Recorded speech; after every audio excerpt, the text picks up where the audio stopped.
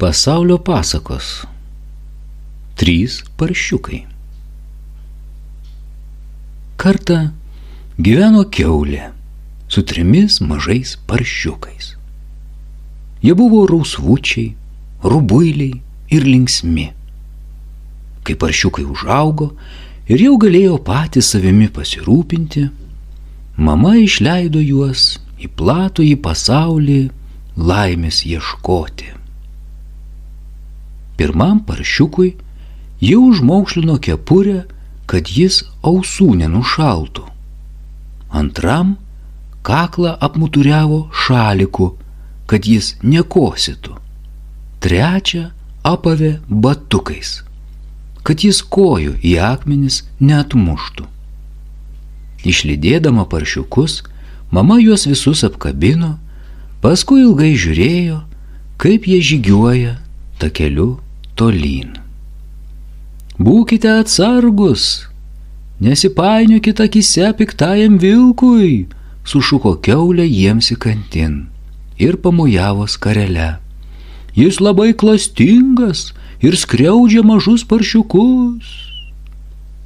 Priėję kryžkelę, paršiukai ilgai svarstė, kur pasukti. Galop nutarė išsiskirti ir eiti kas sau.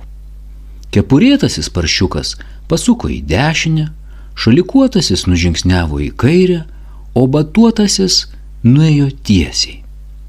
Pėdindamas keliu, pirmas paršiukas sutiko žmogų, ant pečių nešantį šiaudų kūlį.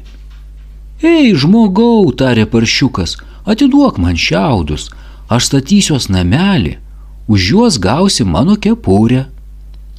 Žmogus atidavė šiaudus, o pats užsidėjo kepurę ir nuėjo. Pirmasis paršiukas buvo tinginėlis. Pirmiausia, jis dribo ant šiaudų pogulio. Išsimiegojęs, atrišo šiaudų kūlį ir neskubėdamas įbedė į žemę 4 baslius. Juos aprišo šiaudais ir pasistatė lūšnelę su didelėmis durėmis ir mažais langiukais. Nusprendęs, kad dabar yra saugus, paršiukas įlindo į savo buveinę ir patogiai joje įsitaisė. Kur buvęs, kur nebuvęs, atsliūkino piktas ir alkanas vilkas. Jis pabeldė į trobelės duris ir sustūgo. Paršiuk, mažučiuk, paršiuk, gražučiuk, įleisk mane. Ne, sukriuksėjo paršiukas, neleisiu. Prisiekiu šeriais ant savo smakriuko. Dar pažiūrėsim, suniurzgė piktasis vilkas. Kai kvėpsiu, kai papūsiu, tuoj nuskris tavo namelis. Fū, fū.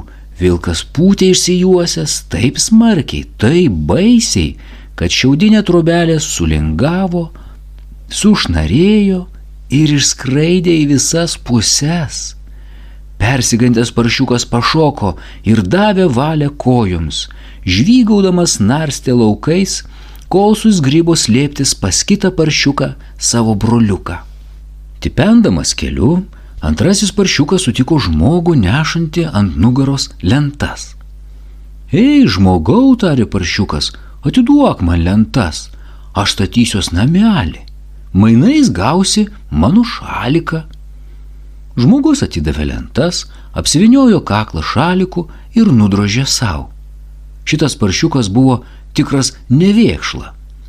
Visų pirma, jis sulaužė pusę lentų, paskui kreivai įkalė kuolus. Pagaliau vos nenusirito nuo stogo. Vis dėlto jam pavyko pastatyti sukrypusią pirkelę. Durys buvo tokios mažos, kad pro jas įeit galėjai tik susilenkęs dvilinkas, o langai buvo taip aukštai, kad juos atidaryti galėjai tik užsiropštęs ant taburetės. Vos tik spėjo baigti darbus, kai atidolkėjo pirmasis paršiukas. Mane taikosi praryti didelis piktas vilkas, išpyškino jis broliui, greičiau slėpkimės tavo namelyje. Antrasis paršiukas įleido broliuką į savo medinę tvirtovę. Abu buvo tikri, jog čia saugu. Tačiau piktasis vilkas, vydamasis bėglį, dar labiau išalko ir jau stovėjo prie durų. Pabeldė ir baisiai sustugo. Paršiuk, mažučiuk, paršiuk, gražučiuk, įleisk mane. Nesulauksi, sukriuksėjo antrasis paršiukas, neįleisiu. Prisiekiu savo šeriais ant savo smakriuko. Na, palauk, pagrasino piktas vilkas. Kai papurtysiu, kai siubuosiu, tuoj neliks tavo namelio. Barkšt, kabarkšt. Vilkas įsikibo į medinę trobelę galingomis naguotomis letinomis ir pradėjo ją purtyti. Taip stipriai purtė, taip kratė, kad ta neatlaikė ir traškėdama subirėjo į šipulius. Abu paršiukai siaubo apimti leidosi bėgti, kiek kojos neša. Skuto dirvonais net kulnai užpakalį siekia.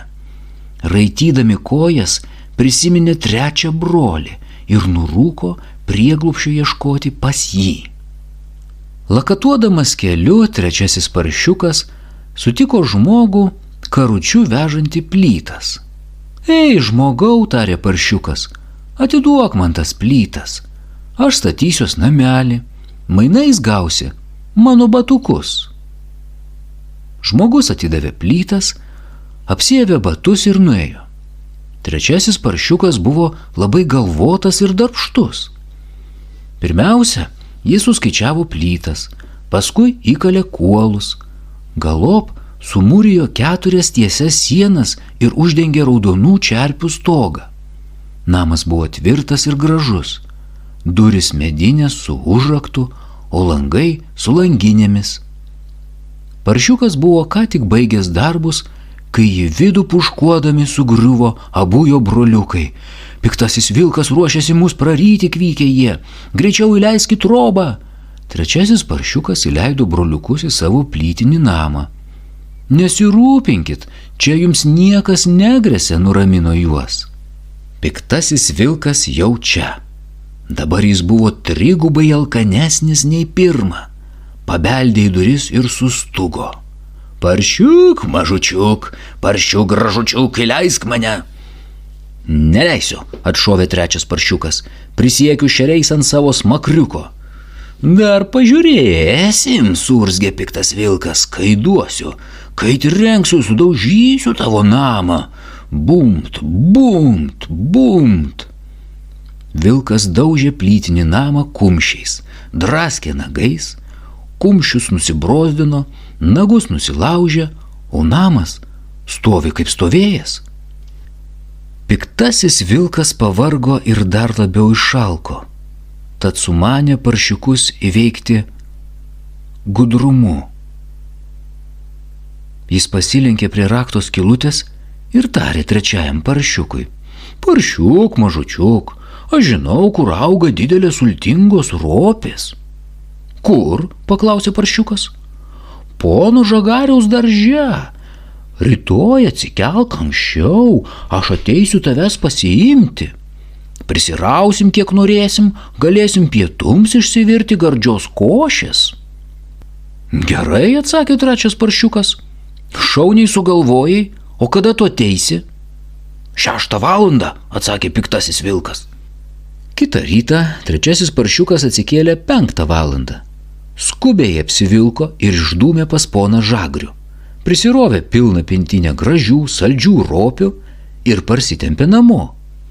Pirmasis paršiukas ropės nulupo, antrasis jas smulkiai supjaustė, trečiasis paršiukas užkūrė ugnį ir užkaitė didelį puodą su vandeniu. 6 valandą atsibraižė piktasis vilkas. Paršiuk, mažučiuk, ar jau atsikėlei? Seniai, atsiliepė trečiasis paršiukas, ir pas poną Žagrį buvau, ir iš daržo grįžau. Didelės sultingos ropės jau puode. Piktasis vilkas, kuriam iš alkio žarna rijo, bandė slėpti nusivylimą. Jis pasilenkė prie rakto skylutės ir tarė: Paršiuk, mažučiuk, aš žinau, kur galima priskinti didelių raudonų obuolių. Kur? Paklausė trečiasis paršiukas. Sode už pono Grėbliaus namo. Rytoj atsikelk anksčiau, aš ateisiu tavęs pasiimti. Prisiraškysime obuolių į valias, galėsi prisivirti daug saldžios obuolienės. Sutinku, sukvikė trečiasis paršiukas. Puikiai sumaniai, kada tu ateisi? 5 valandą, atsakė piktas vilkas. Kitą rytą trečiasis paršiukas atsikėlė 4 valandą, vikriai apsivilko ir nukulniavo į sodą už pono Grėbliaus namo. Įlipęs į obelį, ėmė skinti didelius raudonus obuolius ir dėti juos į maišą. Jau norėjo leistis žemėn, kai pro šakas pamatė vilką, tyliai sėlinantį prie obels. Paršiuk, mažučiuk, tu jau čia? Kodėl manęs nepalaukiai? Pabudau labai anksti, tai ir atėjau, atsakė paršiukas. Piktasis vilkas laižydamasis pradėjo po obelim sukti ratus. Ar obuoliai prinokę, paklausė jis. Taip, atsakė paršiukas. Šia, paragauk. Ir nusvedė vilkui obuolį, bet taip toli, kol vilkas bėga jo pasiimti, paršiukas trykti iš obels ir parskodė namo. Parbėgęs užrakino duris, pirmasis paršiukas obuolius nulupo, antrasis juos supjaustė, trečiasis paršiukas užkūrė ugnį ir užkaitė didelį puodą su vandeniu gardžiai obuolieniai virti. Kitą rytą piktasis vilkas iš alkio jau buvo vos bevelkantis kojas, atslinko prie trobelės ir ėmė belsti į duris. Paršiuk, mažučiuk, sugergždė jis pro rakto skylutę. Gretimame kaime šiandien pokylis. Ar nenorėtum su manim nueiti? 3 paršiukai atsigulė labai vėlai, todėl dar miegojo. Išgirdę piktojo vilko balsą, jie iškart pakirdo. Pirmasis paršiukas pasislėpė po antklodę, antrasis pakišo galvą po pagalvę. Trečiasis paršiukas atsisėdo lovoje ir pasikrapštė akis. Aš dar noriu miego, sušuko jis. Drožki pokylį vienas, kai grįši, padarysiu tau staigmeną. Kokią staigmeną, susidomėjo piktasis vilkas. Prisiviriau ropių košės ir saldžios obuolienės, pakviesiu tave vakarienės. Tu tikras šalnuolis, sukriokė piktasis vilkas. Lauk manęs, grįšiu 7 valandą. Vilkas išsineždino į pokylį vienas. 3 paršiukai mikliai šoko iš lovyčių. Jie greitai apsirengė ir sušlamštė visą ropių košę ir visą obuolienę. Tuomet pirmasis paršiukas atnešė didelį glėbį malkų ir sudėjo jas į židinį. Antrasis paršiukas pripylė pilną puodą vandens, o trečiasis užkūrė ugnį. 7 valandą vilkas grįžo iš pokylio ir puolė tiesiai prie trobelės. Pribėgęs prie durų, jis palinko prie rakto skylutės. Paršiuk, mažučiuk, aš jau čia, įleisk mane. Trečiasis paršiukas priėjo prie durų ir tarė. Labai atsiprašau, negaliu atidaryti durų, pamečiau raktą. Lysk pas mus pro kaminą. Piktasis vilkas, kuriam iš alkio jau akise dvejinosi, užsikorė ant stogo ir įlindo į kaminą. Tuo metu pirmasis paršiukas įpūtė ugnį, antrasis patikrino, ar vanduo jau verda, trečiasis paršiukas nukėlė nuo puodo dangtį, vilkas ėmė brazdintis kaminų žemyn ir staiga stačia galva pūkštelėjo į verdantį vandenį. Jis taip sustaugė, kad net troba kilnojosi, paskui pašoko lygių lubų, šleptelėjo ant grindų ir išbildėjo pro duris laukan. 3 paršiukai, sotus ir laimingi, gyveno plytinėme namelyje ir apie piktąjį vilką nieko nebegirdėjo. Pabaiga.